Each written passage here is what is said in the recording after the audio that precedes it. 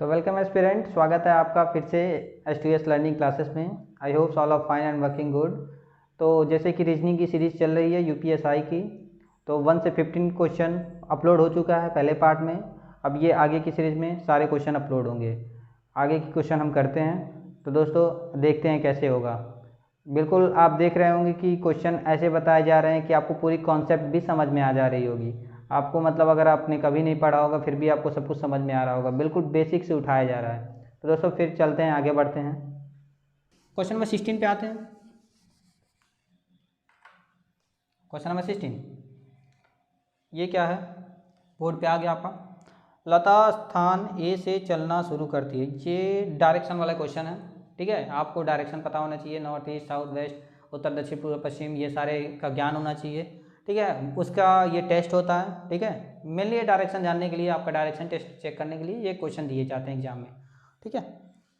तो देखते हैं, हम सॉल्व करते हैं, सीधा इसको सॉल्व ही करते हैं हम। देखते हैं क्या है। लता स्थान ए से चलना शुरू करती है। कोई ए स्थान है, ठीक है। यहाँ से लता शुरू करती है, पॉइंट बना लेते हैं, आसानी होगी। ये हो गया, ये पॉइंट हो गया। ए से स्टार्ट करती है चलना और उत्तर की ओर 2 किलोमीटर चलती है। ए से चलना शुरू करती है और उत्तर की ओर 2 किलोमीटर चलती है। दोस्तों 2 किलोमीटर चलाइए उत्तर की ओर, ठीक है। ये हो गया 2 किलोमीटर। उसके बाद क्या होता है, फिर अपने दाएं मुड़ती है, ठीक है। अपने दाएं मुड़ती है तो इसका दायां ये हो जाएगा, बायां ये हो जाएगा, ठीक है। तो वो अपनी दाएं मुड़ती है और 2 किलोमीटर चलती है। दाएं की ओर 2 किलोमीटर इसको चलाइए, 2 किलोमीटर हो गया, ठीक है। 2 किलोमीटर हो गया। दाएं फिर उत्तर की ओर 2 किलोमीटर चलती है, फिर अपने दाएं मुड़ती है और 2 किलोमीटर चलती है, ठीक है। दाएं ओर चल गई, फिर से अपने दाएं मुड़ती है और अन्य 2 किलोमीटर चलती है, ठीक है। फिर से अपने दाएं मुड़ती है तो क्या होगा, ये हो जाएगा आपका बायां और ये हो जाएगा आपका दायां, ठीक है। दाएं की ओर कितना चलती है, 2 किलोमीटर फिर चल रही है, मतलब यहाँ आ गई 2 किलोमीटर। अब वह किस दिशा के सम्मुख है, मतलब कि यह यहाँ पहले थी, अब इससे वो किस दिशा में है। तो दोस्तों आप देख रहे हैं किस में है, ईस्ट की दिशा में, पूर्व में है। क्वेश्चन नंबर 16 का आपका क्वेश्चन, एक सेकंड ध्यान देंगे, क्या पूछा हुआ है। अब वह किस दिशा, अच्छा इसने ओरिजिन से नहीं पूछा हुआ किस दिशा में, अब इसने बस पूछा है कि वह जो है लता वह किस दिशा में जा रही है। तो दोस्तों ये तो बिल्कुल सिंपल सा क्वेश्चन हो गया, तो बस साउथ में ही जा रही है, ये साउथ डायरेक्शन हो गया, मतलब कि कौन सा हो गया, दक्षिण, ठीक है। दक्षिण में जा रही है, दक्षिण में। आपका ऑप्शन नंबर 2 बिल्कुल सही बनता है दोस्तों। तो इस तरह से क्वेश्चन नंबर 16 खत्म। ये बिल्कुल आसान सा सवाल था। ये पहले क्या था, पहले वो ए से चलती है, ए से 2 किलोमीटर नॉर्थ चलती है, नॉर्थ से फिर 2 किलोमीटर अपने राइट साइड में चलती है, ठीक है। 2 किलोमीटर फिर अपने राइट मुड़ती है, फिर 2 किलोमीटर चलती है। तो अब वो किस डायरेक्शन में है, तो वो अपने साउथ डायरेक्शन में है। तो इस तरह से ये क्वेश्चन सॉल्व होता है। क्वेश्चन नंबर 17 पे आते हैं। क्वेश्चन नंबर 17 आपके बोर्ड पे आ गया होगा, इसको वाइप आउट करते हैं। क्वेश्चन नंबर 17 काफ़ी हैवी सा दिख रहा है, लेकिन ये सारे क्वेश्चन आसान होते हैं जो हैवी हैवी दिखते हैं आपको, ठीक है दोस्त।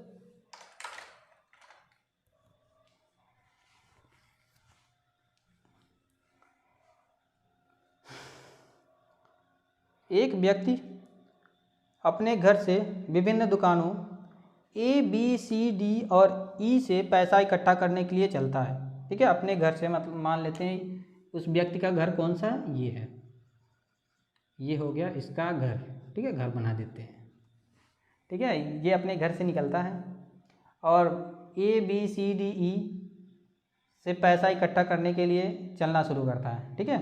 मतलब 4-5 दुकानों पे जाना है, उसको पैसा इकट्ठा करने अपने घर से वो निकलता है। A B C D E दुकान है, ठीक है। दुकान ए से पैसा लेने के बाद, ठीक है, ये यहाँ से चलता है। दुकान ए से पैसा लेने के बाद वह दुकान बी पर पहुँचता है, जो कि दुकान ए के पश्चिम में 12 मीटर दूर है। दोस्तों यहाँ बहुत ध्यान से समझने की ज़रूरत है, बिल्कुल ध्यान से दीजिए, देखिएगा। दुकान ए से पैसा इकट्ठा करने के बाद, ठीक है, दुकान मान लेते हैं दुकान ए यहाँ है, दुकान ए से पैसा इकट्ठा करने के पैसा लेने के बाद वह दुकान बी पर पहुँचता है, दुकान बी पे पहुँचता है, जो दुकान ए के पश्चिम में 12 मीटर दूर है। तो दोस्तों ये है, यहाँ पे देखिए पश्चिम में, आपको अब यहाँ पे ध्यान देना होगा, पश्चिम में मतलब कि ये, ठीक है, पश्चिम में 12 मीटर दूर है। कौन सा? दुकान ए से पैसा लेने के बाद वह दुकान बी पर पहुंचता है, जो दुकान ए से, मतलब ये दुकान बी हुआ और यहीं पे दुकान ए है, ऐसा मान लीजिए, ठीक है। अब देखिए यहाँ पे एक लाइन सेट होता है, दुकान ए से पैसा लेने के बाद, ठीक है, वह दुकान बी पर पहुंचता है, जो दुकान ए के पश्चिम में, देखिए ये जो दुकान मतलब बी दुकान ए के पश्चिम में 12 मीटर की दूरी पर है, ठीक है। तो ये पहला स्टेटमेंट आपका बनता है। इसके बाद आगे बढ़ते हैं। फिर वह दुकान बी से 5 मीटर दूर दुकान सी तक पहुंचने के लिए बाएं मुड़ता है, मतलब कि अब कहाँ मुड़ेगा? ये बाएं, लेफ्ट मुड़ेगा। तो इसका लेफ्ट क्या हो जाएगा? ये दोस्तों हो जाएगा राइट, और ये हो जाएगा आपका लेफ्ट। ये लेफ्ट मुड़ता है, कितने मीटर चलता है? फिर वह दुकान बी से 5 मीटर दूर दुकान सी पर पहुंचता है, बाएं मुड़ता है, मतलब ये दुकान सी हो गया और ये 5 मीटर की दूरी पे आ गया, ठीक है। तो ये आपको बिल्कुल समझ में आ गया होगा यहाँ तक। दुकान सी पे पहुंच गया, वह फिर से लगातार 2 बार बाएं मुड़ता है। अब 2 बार लगातार बाएं मुड़ेगा, ठीक है। ये आपका ऐसे होता है, तो ये हो गया आपका, दोस्तों ये ध्यान देने वाली बात है, अगर ये राइट होता है ये लेफ्ट होता है, ठीक है। अब और फिर ये इसको आप राइट मानेंगे, ये लेफ्ट मानेंगे, ऐसे कॉन्सेप्ट लगता है आपको। मतलब ये दाहिने बाएं मुड़ने में और कोई दिक्कत होगी ना तो आप कमेंट में कीजिएगा, मैं इसको पूरी एक वीडियो बना के आपको डाल दूंगा। छोटे सा एक लेक्चर होगा जिसमें आपको दाएं बाएं, ऊपर नीचे, मतलब नॉर्थ ईस्ट और उत्तर दक्षिण, पूरब पश्चिम, ऐसे करके जो कॉन्सेप्ट आते हैं वो आप क्लियर हो जाएंगे, ठीक है। यहाँ पे क्या था? फिर वह दुकान बी से 5 मीटर पर दुकान सी तक पहुँचने के लिए बाएं मुड़ता है, मुड़ गया। फिर वह फिर से लगातार 2 बार बाएं मुड़ता है, जहां वह दुकान ए और दुकान बी के मध्य में मिलता है, ठीक है, मतलब 2 बार बाएं मुड़ेगा। ये देखिए इसका लेफ्ट ये हो जाएगा, ये मुड़ा, फिर एक बार और बाएं मुड़ेगा, क्योंकि इसने बोला लगातार 2 बार बाएं मुड़ता है। तो ये दोस्तों क्या हो जाएगा? ये इसका राइट हो जाएगा, ये इसका लेफ्ट हो जाएगा, मतलब बाएं इधर हो गया,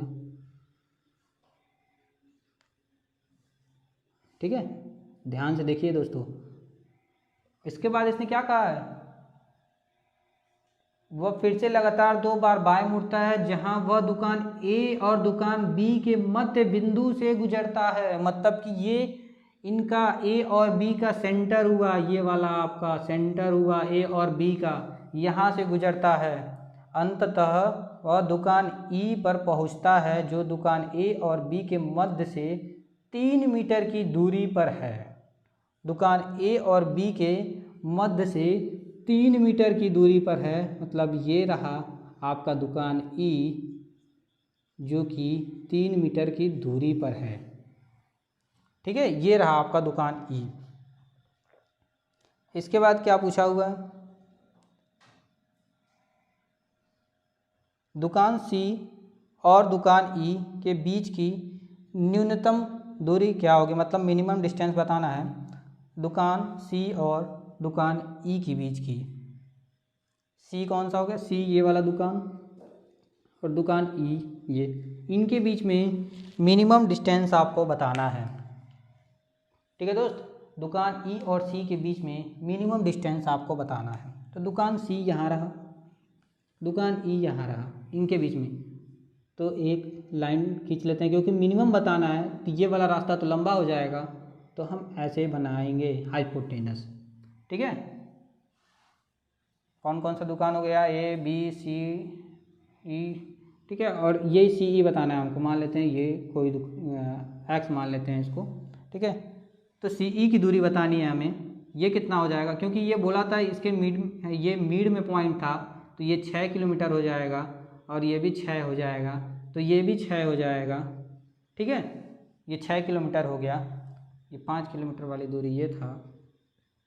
ठीक है, और तो ये क्या हो जाएगा, ये इधर वाला 5 किलोमीटर था, BC 5 किलोमीटर था, तो ये भी इतना दूर की दूरी क्या हो जाएगा, 5 किलोमीटर। 5 और 3 मिलके कितने हो जाएंगे, 8 किलोमीटर। ये टोटल दूरी हो गई 8 किलोमीटर। ठीक है, और ये टोटल हो गई 6 किलोमीटर। ठीक है, तो ये 8 ये 6, तो हमें क्या बताना है, सी। तो दोस्तों आपने मैथमेटिकल फॉर्मूला पढ़ा होगा, पाइथागोरस थ्योरम। ठीक है, तो पाइथागोरस थ्योरम क्या होता है, altitude square plus base square is equal to hypotenuse square. Okay दोस्त, तो ये देखिए अल्टीट्यूड क्या हो गया, 5 + 3 8 किलोमीटर, तो 8 का स्क्वायर प्लस बेस स्क्वायर मतलब 6 का square is equal to hypotenuse square, जो कि कितना है आपका, यही तो बताना ही है हमें। ठीक है, CE तो बताना ही है हमें। अब क्या करेंगे, इस स्क्वायर को हम यहाँ लेते हैं, एक काम करते हैं इसको ऐसे लिख लेते हैं, मैं ऊपर लिख रहा हूँ इसको। ठीक है, तो क्या था यहाँ पे, CE square is equal to 8 square plus 6 square is equal to, तो CE इज इक्वल टू क्या हो जाएगा, √8 स्क्वायर प्लस 6 स्क्वायर। ठीक है दोस्त, तो कितना हो जाएगा, 8 8 जा 64, 6 6 जा 36, टोटल हो जाएगा ये आपका √100 इज इक्वल टू 10। तो दोस्तों 10 मीटर आएगा CE की दूरी। बोर्ड पे आ गया होगा क्वेश्चन नंबर 18। पढ़ते हैं क्वेश्चन को, आप भी ध्यान से पढ़िए। नीचे दिए गए प्रश्नों में फर्स्ट और सेकंड से अंकित 2 कथन दिए गए हैं।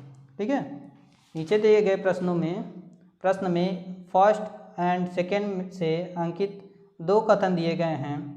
आपको यह तय करना होगा कि कथन में दी गई जानकारी प्रश्न का उत्तर देने के लिए पर्याप्त है या नहीं।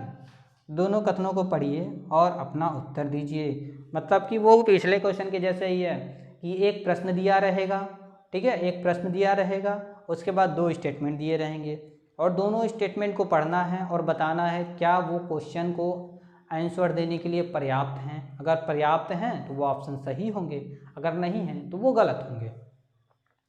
ठीक है, तो प्रश्न क्या है, बिंदु A और D की बीच की दूरी क्या होगी। प्रश्न में दिया हुआ है, क्वेश्चन हमारा ये पूछा है, बिंदु A, ये कोई A है और ये D है, इनकी बीच की दूरी क्या होगी। तो इसके हिसाब से 2 स्टेटमेंट दिए गए हैं। ठीक है, अब बताना है कि ये पर्याप्त हैं आंसर को देने के लिए कि नहीं। पहला, बिंदु A बिंदु B के पश्चिम में 8 किलोमीटर की दूरी पर है। मतलब कि यहाँ पे बिंदु B हुआ, बिंदु A बिंदु B के पश्चिम में 8 किलोमीटर की दूरी पर है, ऐसा बोला हुआ है। बिंदु A बिंदु B के पश्चिम में 8 किलोमीटर की दूरी पर है, जो कि बिंदु C के उत्तर में 7 किलोमीटर की दूर है। ठीक है, क्वेश्चन यहाँ पे ध्यान से समझिएगा, यहाँ पे छोटी सी मिस्टेक होती है, उसे आपको ध्यान देना होगा। बिंदु A बिंदु B के पश्चिम में 8 किलोमीटर की दूरी पर है, ठीक है, जो कि बिंदु C के उत्तर में 7 किलोमीटर की दूर पर है। तो किसकी बात कर रही है, जो कौन है, तो जो बिंदु B है, B, जो कि बिंदु C के उत्तर में 7 किलोमीटर की दूर पर है, ये पूछा। देखो ये स्टेटमेंट में दिया हुआ है। ठीक है, बिंदु B 7 किलोमीटर दूरी पर है उत्तर में C के। ठीक है, तो क्या यह A और D के बीच की दूरी बताने के लिए इसमें पर्याप्त है। अभी तो इसमें डी की चर्चा ही नहीं की गई। इसमें तो बस यही बताया गया बिंदु ए बिंदु बी के पश्चिम में 8 किलोमीटर की दूर है, जो कि बिंदु सी के उत्तर में 7 किलोमीटर की दूर पर है। ठीक है, अब दूसरा स्टेटमेंट पढ़ते हैं। बिंदु ए बिंदु डी के उत्तर पूर्व में 5 किलोमीटर की दूर पर है। बिंदु ए, उसके बाद क्या कहा है, बिंदु सी बिंदु बी के दक्षिण में 7 किलोमीटर की दूरी पर है। दोस्तों यहाँ पर ध्यान से लिखिएगा, बिंदु ए बिंदु डी के उत्तर पूर्व में 5 किलोमीटर की दूरी पर है, मतलब डी यहाँ रहा होगा, डी यहाँ रहा होगा। ठीक है, और डी के उत्तर पूर्व में नॉर्थ ईस्ट में, ये नॉर्थ ईस्ट हो गया क्योंकि ये होगा आपका, देखिए ध्यान से देखिए, ये हो गया नॉर्थ, ये हो गया साउथ, ये हो गया ईस्ट और ये हो गया वेस्ट। तो ये नॉर्थ ईस्ट में कितने किलोमीटर की दूरी पे, 5 किलोमीटर की दूरी पे, ये 5 किलोमीटर की दूरी पे है। डी के 5 किलोमीटर की दूरी पर कौन है, ए है। किस डायरेक्शन में, नॉर्थ ईस्ट, उत्तर पूर्व। इसके बाद क्या कहा, बिंदु सी बिंदु बी के दक्षिण में 7 किलोमीटर की दूरी पर, ये तो इसमें दिया हुआ, ये तो बन गया। ठीक है, इसके बाद अब देखिए बिंदु ए और डी की बीच की दूरी क्या होगी, ए और डी की बीच की दूरी क्या होगी, ये तो यहीं पे पता चल गया 5 किलोमीटर की दूरी पर है, तो ये तो पता चल गया 5 किलोमीटर की दूरी पर है। तो इसके हिसाब से ऑप्शन कौन सा सही होगा, क्वेश्चन नंबर 18 का कौन सा ऑप्शन सही होगा। तो ध्यान से देखिए, क्या कथन फर्स्ट आपको आंसर देने के लिए पर्याप्त था, नहीं। क्वेश्चन कथन फर्स्ट से हमें क्या मिला था, बस ये मिला था कि ए बी 8 किलोमीटर की दूरी पर है और बी और सी 7 किलोमीटर की दूरी पर है। और पता क्या करना था, हमें पता करना था ए और डी की दूरी। तो ए और डी की दूरी तो हमें बस कथन सेकंड में ही पता चल गई। ठीक है, कथन सेकंड में ही पता चल गई कि ए और डी की दूरी 5 किलोमीटर है। तो ये बस हमें कथन सेकंड ही पर्याप्त है उत्तर को देने के लिए। तो इसके हिसाब से कौन सा ऑप्शन सही होगा, तो पहले ऑप्शन में क्या दिया है, कथन फर्स्ट और सेकंड दोनों का विवरण मिलकर प्रश्न का उत्तर देने के लिए पर्याप्त है। नहीं, हमें बस सेकंड से ही आंसर मिल जा रहा है, फर्स्ट में कोई डी की बात नहीं की गई है। ठीक है, इसके बाद देखिए दूसरा ऑप्शन में क्या है, केवल कथन फर्स्ट की जानकारी प्रश्न का उत्तर देने के लिए पर्याप्त है, तो दूसरा ऑप्शन भी गलत होता है। तीसरा क्या है, केवल कथन सेकंड की जानकारी प्रश्न का उत्तर देने के लिए पर्याप्त है। बिल्कुल दोस्तों, क्वेश्चन नंबर ऑप्शन 3। तो क्वेश्चन नंबर 18 तक आपको सब कुछ क्लियर हो गया होगा, उम्मीद है सब कुछ समझ में आ रहा होगा। कोई भी डाउट होता है तो कमेंट सेक्शन में पूछेंगे और थोड़े तेज़ चलेंगे क्योंकि 40 क्वेश्चन है। अगर वीडियो काफ़ी लंबा होता है तो इसे हम 2 पार्ट में या 3 पार्ट में अपलोड करेंगे, क्योंकि क्वेश्चन ज़्यादा है और हमें समझाने में थोड़ा समय लगेगा, क्योंकि आप लोग को भी समझना है। क्योंकि ये ऐसा सीरीज चल रहा है, अगर आपने तैयारी शुरू भी नहीं की हो रीजनिंग की, फिर भी अगर आप वीडियो को देखते जाते हैं तो आपकी 75% तैयारी तो इसी वीडियो से ही हो जाएगी आपकी। ठीक है, तो आगे बढ़ते हैं। तो question number 19, 1 second, I want to check all the things are clear. Okay, question number 19। Question number 19 आपके बोर्ड पे आ गया होगा। इसमें क्या कह रहा है, निम्नलिखित कथन को पढ़िए और उत्तर दीजिए कि निम्नलिखित में से कौन सा तर्क प्रबल है। ठीक है, कथन दिया मतलब वही पुराना वाला क्वेश्चन, स्टेटमेंट है फिर एजुप्शन है, मतलब तर्क है, तर्क दिया गया है। तो स्टेटमेंट क्या है, क्या सभी स्कूली छात्रों के लिए कंप्यूटर की शिक्षा को अनिवार्य किया जाना चाहिए। तो स्टेटमेंट यही कहना चाहता है कि क्या सभी स्कूली छात्रों के लिए बेसिक कंप्यूटर की शिक्षा आपकी अनिवार्य करनी चाहिए। तो पहला तर्क दिया है, हाँ, भारत अपने गाँव को डिजिटल बनाने के लिए स्कूल स्तर पर कंप्यूटर शिक्षा शुरू करने के लक्ष्य बना रहा है। हाँ, बिल्कुल होना चाहिए। पहला आपका तर्क सही है, क्योंकि भारत भी इस समय डिजिटल इंडिया बनने की कोशिश कर रहा है, जिसके लिए वो बेसिक कंप्यूटर की शिक्षा सबके लिए, मतलब स्कूल में भी स्कूल स्तर पे प्रोवाइड कराने की लक्ष्य बना रहा है। तो पहला तर्क सही होगा। दूसरा तर्क क्या है, हाँ, इससे युवाओं को नौकरियां की तलाश में बेहतर मदद मिलेगी, क्योंकि कंप्यूटर ज्ञान को आवश्यक कौशल माना जाता है। जी हाँ, दोनों तर्क ही सही है। दूसरा मैं ये कहना चाहता है कि कंप्यूटर का ज्ञान होने की वजह से जो युवा हैं उनको नौकरियां ढूंढने में आसानी होगी, और क्योंकि जो कंप्यूटर शिक्षा है उसे बेसिक माना जाता है, बेसिक आवश्यक कौशल माना जाता है। तो इस प्रकार से दोनों तर्क सही हैं। तो दोनों तर्क सही हैं। कौन सा ऑप्शन सही होता है आपका? क्वेश्चन नंबर 19 का 19 का क्वेश्चन नंबर 4, ऑप्शन नंबर 4 सही है। तर्क 1 और तर्क 2 दोनों ही प्रबल हैं। तो इस तरह से क्वेश्चन नंबर 19 कंप्लीट होता है। क्वेश्चन नंबर 20 पे आते हैं। क्वेश्चन नंबर 20, दी गई संख्याओं में से बेजोड़ संख्या ज्ञात कीजिए। चारों ऑप्शन चार दिए गए हैं, चारों में से कौन डिफरेंट होगा ये बताना है। तो कितना दिया है? 32 दिया है, 498 दिया है, उसके बाद 108 दिया है, और उसके बाद 240 दिया है। ठीक है, तो इनमें से बेजोड़ बताना है, कौन सा अलग है ये बताना है। ठीक है, तो देखिए दोस्तों ध्यान से, इससे क्या कर सकते हैं, इसे आप बेसिक नंबर से काटने की कोशिश करेंगे। 2 से तो सारे कट जाएंगे, 4 से काट के देखते हैं। तो 4/32, 4 एकम 4, 4 दूनी 8, ये 4 से नहीं कट रहा है। 4 दूनी 8, 2, 4 से 28, ये कट जा रहा है। 4 से 24, ये सारे 4 से कट जा रहे हैं। 498 4 से नहीं कट रहा है, तो 498 सबसे भिन्न होगा, ये बेजोड़ होगा। तो ऑप्शन नंबर 3 बिल्कुल सही, ये ऑप्शन नंबर 3 इसका सही होगा। तो क्वेश्चन नंबर 20 कंप्लीट होता है। नाउ क्वेश्चन नंबर 21 बोर्ड पे आ गया होगा। निम्नलिखित अक्षर श्रृंखला में से प्रश्न चिन्ह के स्थान पर क्या आएगा? ठीक है, ये प्रश्न चिन्ह के स्थान पर क्या आएगा? तो क्या क्या दिया है? BDJ, जैसे कि आप क्वेश्चन में देख रहे हैं, BDF लिखा हुआ है, BDF, ओके, GIK, इसके बाद क्या दिया है? QSU, उसके बाद दिया है VXZ। तो ये प्रश्न चिन्ह के स्थान पर क्या होगा ये बताना है। तो दोस्तों देखते हैं क्या कैसे क्या पैटर्न इसका चल रहा है। तो B 2 नंबर, G 7 नंबर, ठीक है, फिर Q 17 नंबर, और V क्या है? 22। तो +5 हुआ, +5 हुआ, 17 3 22 तो 25, 17 दिन 20 20 तो 22, +5 हुआ। तो यहाँ भी +5 होगा, +5 करेंगे जी में। तो G +5 कितना होगा? G आपका 7 नंबर का होता है। 12 नंबर 7 3 10 2 12 नंबर पे कौन आता है? L आता है। तो यहाँ पे L होगा, पहला लेटर L होगा।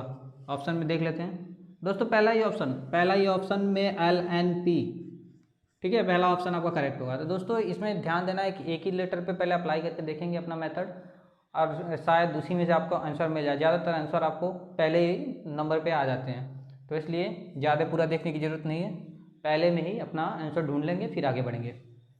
अगर नहीं आंसर आता है तब आगे बढ़ेंगे, वरना ऑप्शन टिक करके आगे बढ़ जाएंगे। ये question complete, question number 21 complete होता है आपका। क्वेश्चन नंबर 22 पे आते हैं। 22 का क्वेश्चन बोर्ड पे आ गया होगा। प्रवीण का घर राजीव के घर से दक्षिण पूर्व दिशा में 300 मीटर की दूर है। प्रवीण का घर, यहाँ मान लेते हैं राजीव का घर है, ठीक है। प्रवीण का घर राजीव के घर से दक्षिण पूर्व दिशा में, दक्षिण पूर्व मतलब साउथ ईस्ट, तो ये साउथ होता है, तो ये साउथ ईस्ट हो जाएगा, ठीक है, ये साउथ ईस्ट होगा ना, साउथ ईस्ट। दक्षिण पूर्व दिशा में 300 मीटर दूर है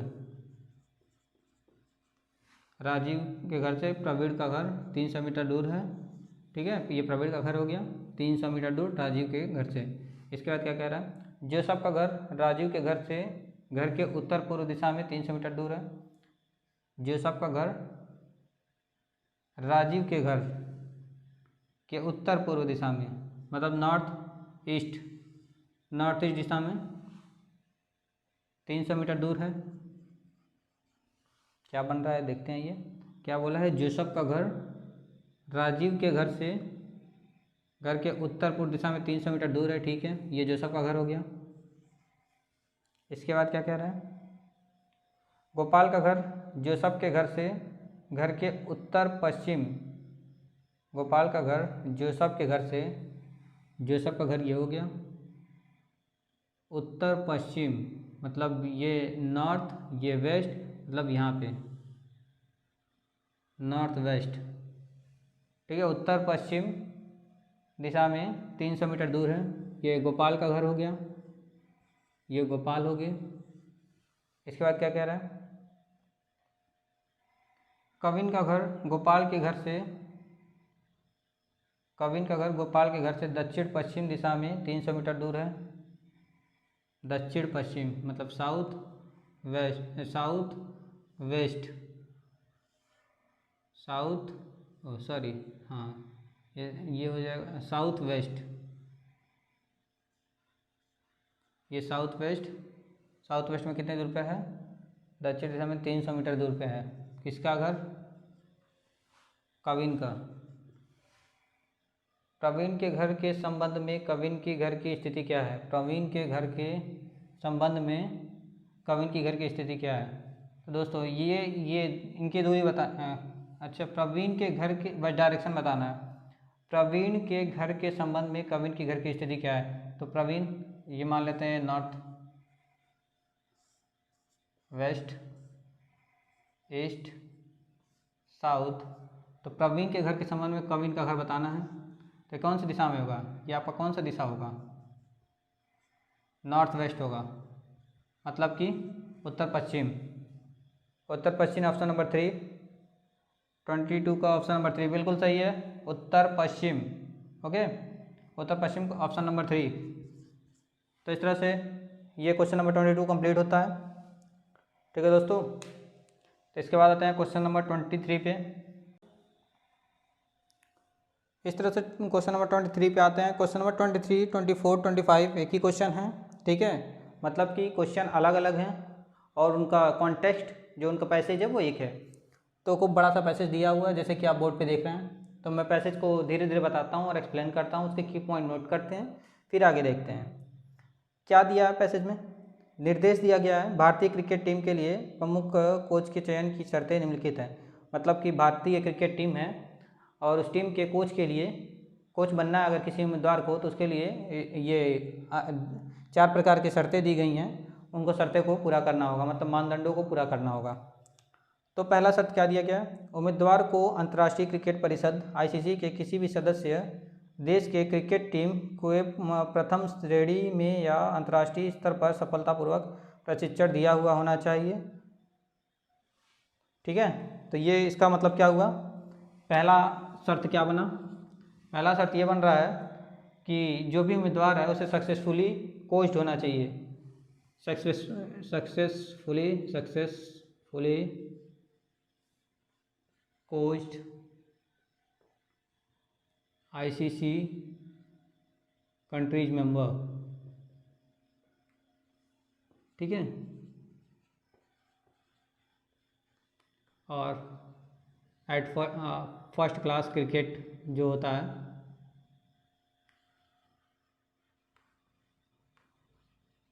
या फिर कोई इंटरनेशनल क्रिकेट टीम को ये कोच किए हो, उम्मीदवार की पहली शर्त है।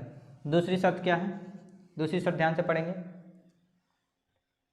उम्मीदवार को किसी भी पूर्ण सदस्य देश द्वारा आयोजित प्रमाण मूल्यांकन कार्यक्रम के माध्यम से योग्य होना चाहिए और वर्तमान में इस तरह के वैध प्रमाणीकरण का अधिकार होना चाहिए। ठीक है, दूसरा क्या कह रहा है, वैध प्रमाण पत्र होना चाहिए मूल्यांकन का जो कि आईसीसी द्वारा दिया गया हो या फिर आईसीसी के जो अफिलिएट्स कंट्रीज मेंबर हैं उनके द्वारा दिया गया हो।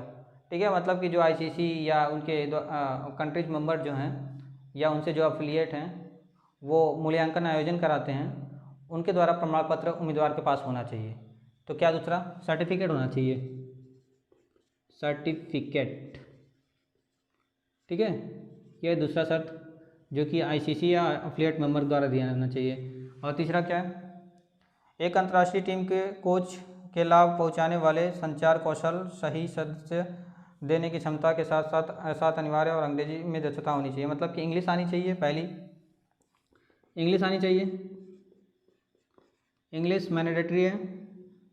ठीक है, यहाँ पे अभी तक तो ये बताया गया है, इंग्लिश आनी चाहिए और साथ साथ एक्सप्लेनेशन एबिलिटी होनी चाहिए।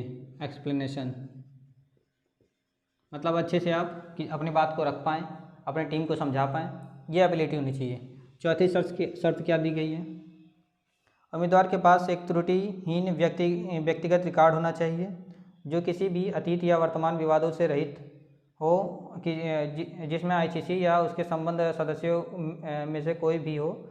एक व्यक्ति को भारतीय क्रिकेट टीम के प्रमुख कोच के रूप में चुना जाता है यदि वह उपरोक्त मानदंडों को पूरा करता है। ठीक है, यहाँ पे ये चौथा शर्त ये बताया गया है कि उम्मीदवार के पास एक नो ऑब्जेक्शन सर्टिफिकेट NOC होना चाहिए जो कि आपका आईसीसी द्वारा दिया गया हो या आईसीसी के एफिलिएट्स कंट्रीज मेंबर हैं उनके द्वारा दिया गया हो।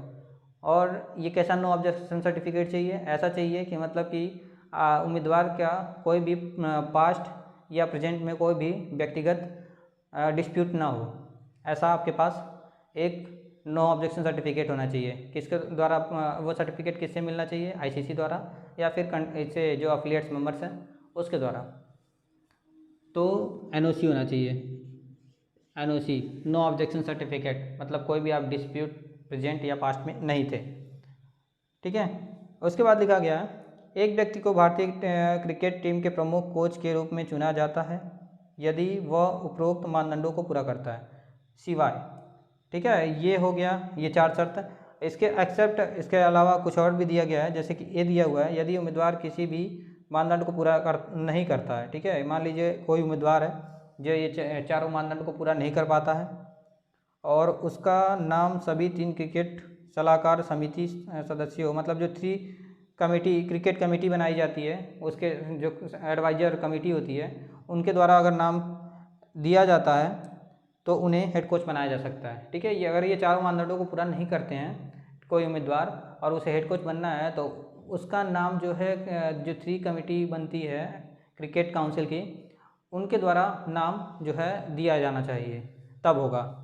ठीक है, तो ये हो गया। फिर भी दिया हुआ उम्मीदवार को किसी प्रशिक्षण का अनुभव नहीं है लेकिन वह अंतर्राष्ट्रीय परिषद आईसीसी के विश्व कार्य विजेता टीम का कप्तान था। तो अच्छा, यहाँ पे ये कहा गया है कि उम्मीदवार जो है वो उसको कोई भी प्रशिक्षण का मतलब सिखाने का कोई भी उतना अनुभव नहीं है, लेकिन अगर वो किसी क्रिकेट टीम का कप्तान था जो कि वर्ल्ड कप मैच जीता हुआ हो, ठीक है, वर्ल्ड कप मैच जीता हुआ हो, तब उसे हेड कोच बनाया जा सकता है। इसके बाद तीसरा फिर C बोला हुआ है उम्मीदवार अंग्रेजी में प्रवीण नहीं है। अगर उम्मीदवार जो है वो अंग्रेजी में नहीं सक्षम है लेकिन वह हिंदी और क्षेत्रीय भाषा को जानते हैं और साथ ही साथ उनकी बात करने की टेक्निक बहुत अच्छी है कि वो लोगों को आसानी से समझा लेते हैं, तो भी उनको तो उसके क्रिकेट सलाहकार समिति सदस्यों के पास भेजा जाता है। मतलब क्रिकेट सलाहकार समिति अगर भेज देती है आपका नाम तो आप क्रिकेट टीम के कोच बन सकते हैं। तो इतने मानदंड दिए गए। इसके बाद आता है, ये तो हो गया पूरा डिस्क्रिप्शन, बड़ा सा जो स्टेटमेंट दिया हुआ है, पैसेज दिया हुआ है। इसके बेस पे 23 नंबर क्वेश्चन है, 24 नंबर क्वेश्चन है, 25 नंबर क्वेश्चन है। 23 में क्या है देखते हैं, क्वेश्चन बोर्ड पे आ गया होगा।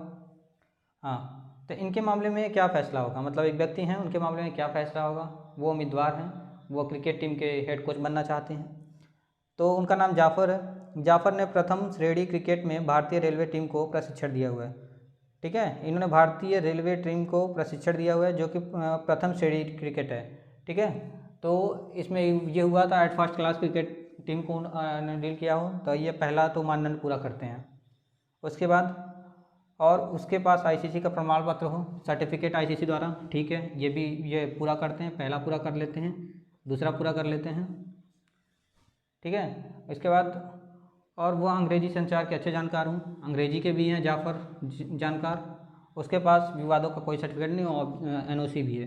तो मतलब इनके पास चारों मानदंडों को पूरा करते हैं, तो इन उम्मीदवार को चुना जाना चाहिए। ठीक है, ये हेड कोच बन सकते हैं। तो ऑप्शन नंबर 3 उम्मीदवार का चयन किया जाना चाहिए। तो ऑप्शन नंबर 3 इनका बिल्कुल सही है, क्वेश्चन नंबर 23 का। ठीक है, इसके बाद क्वेश्चन नंबर 25 देखते हैं। क्वेश्चन नंबर 24 में भी सारा डिस्क्रिप्शन वही है। क्वेश्चन पूछा गया है, इनकी स्थिति में क्या फैसला होगा। एक व्यक्ति जिनका नाम पांडे है, उनकी स्थिति में क्या फैसला किया जाएगा। पांडे भारतीय टीम में एक खिलाड़ी हैं और उसे किसी भी टीम को प्रशिक्षण देने का कोई अनुभव नहीं है। देखिए, पांडे जो भारतीय टीम के खिलाड़ी हैं लेकिन उनके पास कोई अनुभव नहीं है। पहला वाला तो इनके पास नहीं है, पहला वाला नहीं है। दूसरा वाला देखते हैं, दूसरा शर्त क्या लागू करते हैं। लेकिन उसका नाम 3 क्रिकेट सलाहकार समिति के सदस्य द्वारा शामिल है। तो ये देखिए दोस्तों, जो पहला जो ए लिखा हुआ था चारों शर्तों को पूरा करने के बाद, उसके बाद लिखा था एक्सेप्ट, अगर ये मानदंडों को पूरा करते हैं, जैसे कि वो लिखा हुआ था क्रिकेट सलाहकार समिति सदस्यों द्वारा नाम शामिल कर दिया जाता है। ठीक है, भले ही वो चारों मानदंडों को पूरा नहीं करते हैं, फिर भी उन्हें क्रिकेट टीम में सेलेक्ट किया जा सकता है, क्रिकेट टीम के हेड कोच के लिए सेलेक्ट किया जा सकता है। तो ये व्यक्ति भी सिलेक्ट किए जाएंगे भले ही वो चारों मानदंडों को पूरा नहीं करते हैं, क्योंकि वहाँ पे ए आप देखेंगे ए लिखा हुआ था, ए में लिखा हुआ था कि अगर वो चारों मानदंडों को पूरा भले ही नहीं करते हों, लेकिन अगर वो क्रिकेट सलाहकार समिति द्वारा नाम दिया जाता है उनका, तो वो क्रिकेट हेड के कोच चुने जा सकते हैं। ओके, तो ये भी सेलेक्ट किए जा सकते हैं। तो क्वेश्चन नंबर 24 का ऑप्शन नंबर 4 सही है। ठीक है, ऑप्शन नंबर 4 सही है, उम्मीदवार का चयन किया जाना चाहिए। इसके बाद क्वेश्चन नंबर 25 में इनकी स्थिति में क्या फैसला होगा। सूर्या राहुल एक मेंबर है, उम्मीदवार हैं, कैंडिडेट हैं, वो भी आए हैं, वो भी चाहते हैं क्रिकेट टीम का हेड कोच बनना। देखते हैं वो बन पाते हैं कि नहीं। तो सूर्या राहुल ने घरेलू क्रिकेट के मुंबई की टीम के प्रशिक्षण दिया है। ठीक है, लेकिन ये घरेलू टीम है भैया, घरेलू क्रिकेट में दिया हुआ है। हमें फर्स्ट क्लास चाहिए थे या इंटरनेशनल चाहिए थी, तो ये पहले मानदंड को पूरा नहीं करते हैं। और उसके पास ICC का प्रमाण पत्र है। ठीक है, ये पहले मानदंड को पूरा नहीं कर रहे हैं। दूसरा, ICC के पास प्रमाण पत्र है, ठीक है, और उसे अंग्रेजी क्षमता प्राप्त नहीं है, अंग्रेजी क्षमता इनको प्राप्त नहीं है, तो ये तो गलत हो। ये तीसरे को फॉलो नहीं करते हैं, लेकिन वो हिंदी और क्षेत्रीय भाषा में संवाद करने में सक्षम है। ठीक है, ये तो ठीक हो गया, लेकिन चौथे के मानदंड के बारे में बात ही नहीं की गई कि उनके पास NOC है या नहीं है। ठीक है, तो बिना इसके जाने हुए, NOC के बारे में बिना जाने हुए हम इनको चयन नहीं किया जा सकता। इसका मतलब जानकारी यहाँ पे अपर्याप्त है, जानकारी यहाँ पे पूरी नहीं दी गई है। यहाँ पे NOC के बारे में कोई बात नहीं की गई है। NOC का मतलब कि वो किसी डिस्प्यूट में प्रेजेंट में हैं या पास्ट में थे, इसके बारे में कोई डिस्कस नहीं किया गया है, तो इसलिए जानकारी अपर्याप्त है। तो इसका ऑप्शन नंबर 3 आपका यहाँ पे करेक्ट होता है। 25 क्वेश्चन ओके, राइट है, हो गया। इसके बाद आते हैं क्वेश्चन नंबर 26। तो दोस्तों वीडियो काफ़ी लंबा हो रहा है, जैसे कि देख रहे हैं वीडियो की लेंथ काफ़ी लंबी हो गई है, तो यहीं तक इसको रोकते हैं और बाकी जो बचे पार्ट हैं उसको अगले वीडियो में देखते हैं। दोस्तों वीडियो को लाइक कीजिए और शेयर कीजिए। Thank you.